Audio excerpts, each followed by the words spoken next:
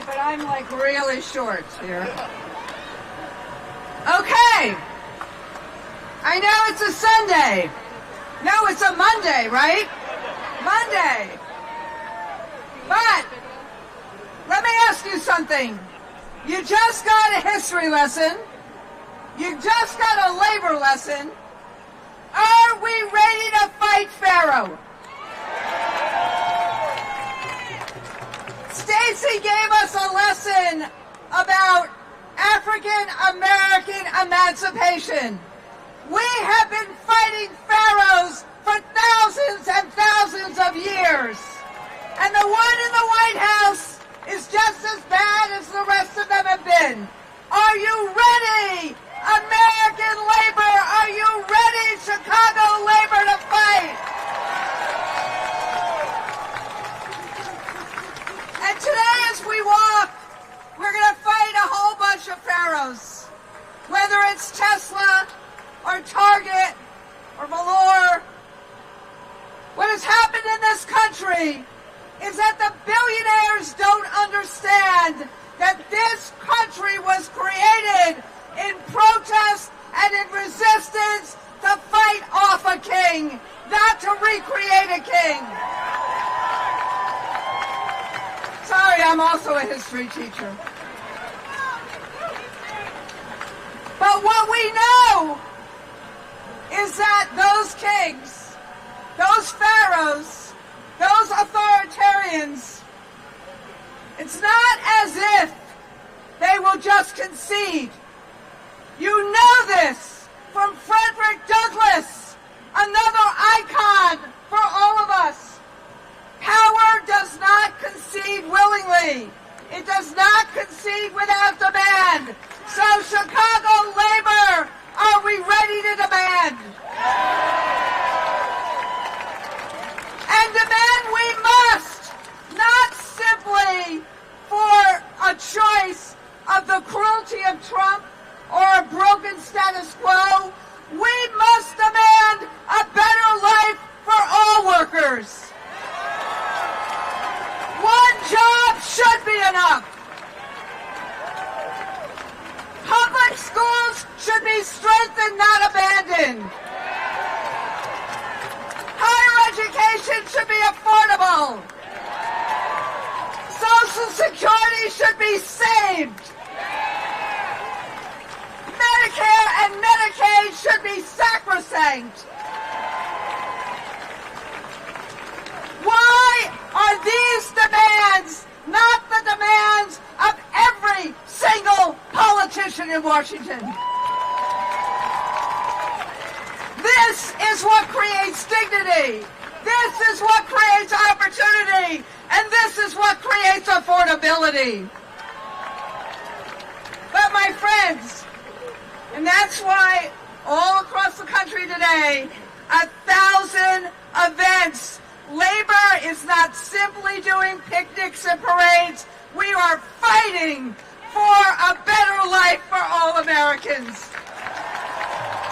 That's what Labor Day should be about as we stand in hallowed ground. So, let me ask you, in a city that is about to get a military occupation, with an administration that disappears immigrants rather than reveres immigrants,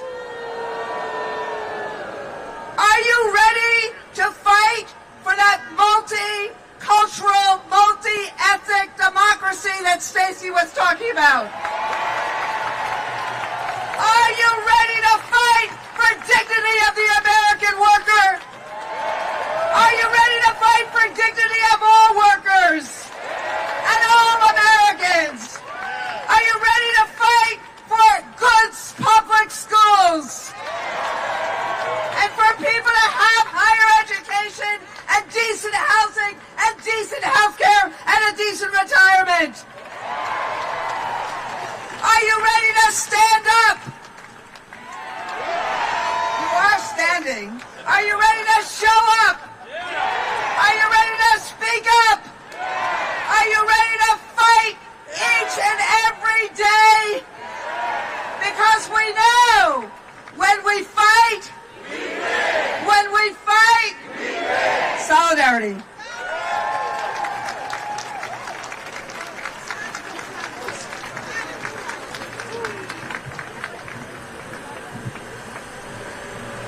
So I said more would come. I'd also like to acknowledge State Representative Stephanie Kiffwin and Alderman Lamont Robinson. But I told you that we had the son of a preacher here. I got a preacher too, but I also have the son of a preacher. First, I'm going to bring up the son of a preacher and the son of a union worker, Mayor of the City of Chicago, Brandon Johnson.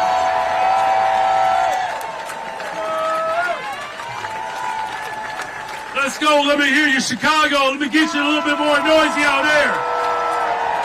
Yes.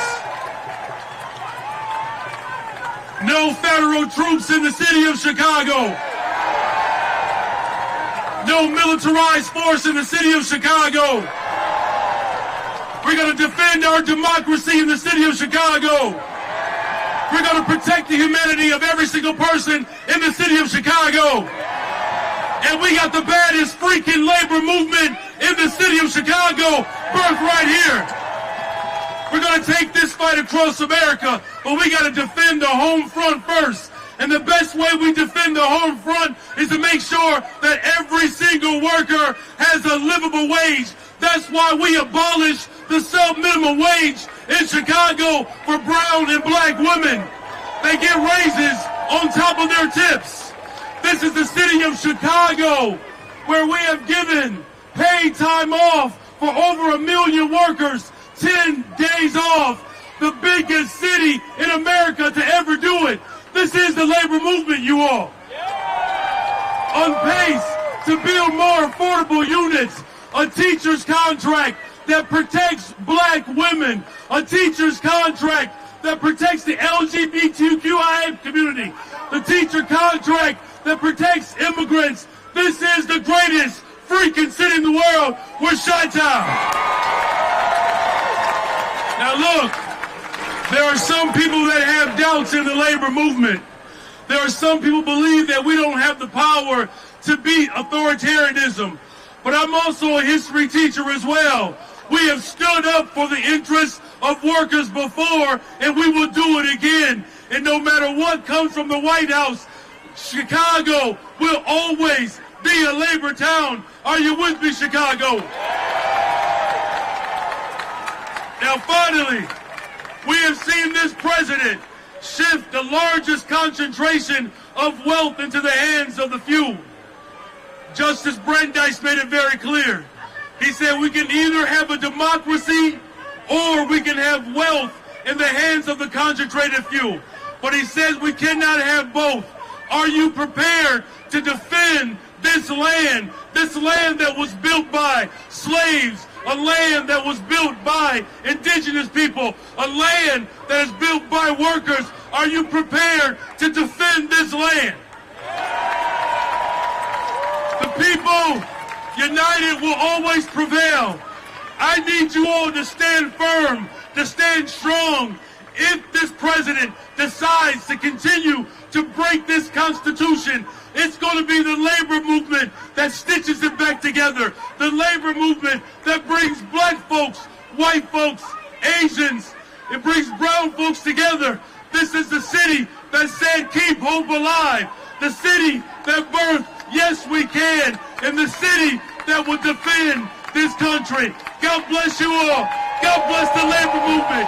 God bless the greatest freaking city in the world, Chi-Town. No troops in Chicago. No troops in Chicago. No troops in Chicago. Invest in Chicago. Invest in Chicago. No troops in Chicago. Invest in Chicago.